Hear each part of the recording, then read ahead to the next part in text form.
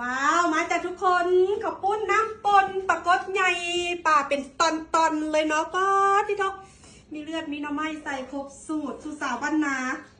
น้ำยาป่าเลยนะโอ้มาเด้อมาเด้อวันป้าจะกระแซบะโอ้ my god เลิศรสจัดปาดบุ้งโอ้ยังไงไอ้บอกแล้วว่าติดใจของป้อมลงไปหอมลาบลงไปหอมเปผักชีราวนี่ซอยปนกันลงไปนี่น้ำยาปลานี่ต้องเห็ดจังซิขอบคุณน้ำปนนะโอ้คุณนะลูกโดดนะลูกไงท่าไงวะแซ่บที่ทบมีทั้งเส้นขอบคุณมีทั้งเส้น